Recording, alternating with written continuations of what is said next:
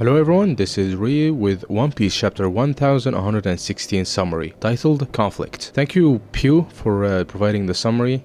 The chapter starts where the last one ended. We can see more reactions about Vegapunk's message all over the world. People are asking about the war from 800 years ago. People are saying the war from 800 years ago is still going on? Where? But no one from that time is even alive anymore. Why is a war that no one knows about is still going on Vegapunk? And as Vegapunk continues, we see Imo in the room of flowers walk into a portrait half hidden in the shadow of a lady who looks similar to Vivi. In the summary it says similar, so it's probably Queen Lily. It seems like Imo was in love with Lily back in the Void Century. That is why he's obsessed with Vivi. But we cut to Alabasta, where we see Igaram and Karu crying over Vivi missing poster, and Pill and Chaka are standing next to King Cobra's tomb. Now, does this imply that Imo stole a portrait or a poster of Vivi from Alabasta? This seems far-fetched, like why not just take a photo when she was in the reverie? Now, Vegapunk revealed that he realized that a fraction of the Mother Flame was stolen, and it was used to fuel one of the ancient weapons. As he speaks about the ancient weapons, we see Momonosuke and Crocodile. Now, it's always nice to see Crocodile, especially talking about the ancient weapons, but it seems like the fuel of the ancient weapon is the Mother Flame, and just a small amount of it can fuel one of the ancient weapons. Now, that is very interesting. I hope Oda tells us about how they are made or how they are manifested, because they are powerful as shit. Now, Vegapunk talks about the Lucia Kingdom being destroyed by an ancient weapon, activated with the Mother Flame, and he says that I'm so sorry for letting the ancient weapons be revived again. I don't know who used it, but I'm totally sure that the world is at risk of flooding again. Now, it seems that Vegapunk is saying that the world has been flooded once before, which is crazy. The amount of lore we got in this last 4 chapters is nuts. Continue, we see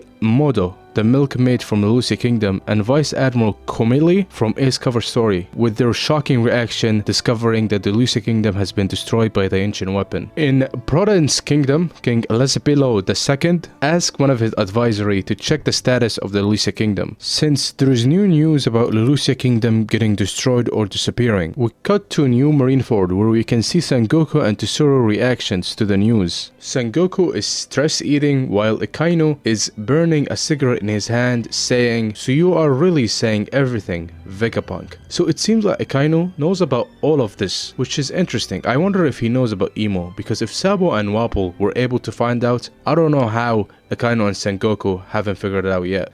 Back to Egghead Island, Stussy asks Edison to allow her to let Kako go because she saw Cypherpole agents falling to the middle of the island without no way to escape. Edison apologizes for ordering her to betray Cypherpole. He knows Stussy really sees them as friends, but her loyalty to Vegapunk is also real. Edison says, "Such conflict in your heart is what makes you human, Stussy." We see York being shocked that Stella knew about the Mother Flame being stolen, since she did not upload any of her secret activities to the Punk record. York deduced that since Vegapunk knew the world government is coming for him, he wouldn't just hide the special Denden Mushi. Then York called to the 5 elders, saying, "I know where the special Denden Mushi is. The ancient robot is currently protecting it." I guess in the next chapter we might see the ancient robot fighting one of the elders.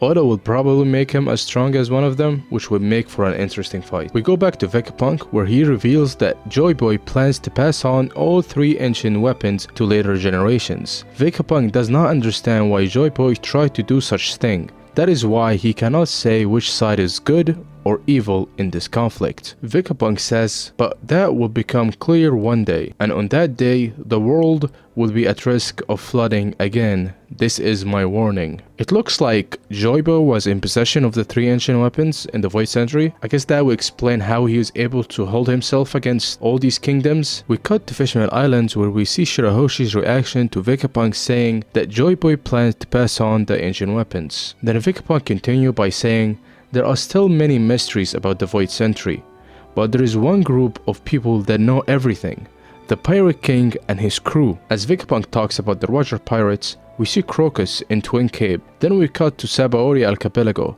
where the people there are seeing Vegapunk broadcasted in the city. Then Vegapunk says they learned the truth about that part of history. Why did they disappear without telling anyone anything? Why didn't they act? We cut to Shaka beating a pirate while she's talking to Rayleigh, saying, "Ray-san, you are drinking too much. It isn't like you to be getting drunk like that." Rayleigh says while sitting on the stool with his head on top of the bar, "I am just an old geezer now." and you talking too much, Vegapunk. An old man like you shouldn't ruin the young generation excitement, idiot. And in the last panel of the chapter, Rayleigh placed his drink on the bar while he's smiling, saying, "Now it's their fun, right, Roger?" And the editor note says, "He who knows the truth simply laughs."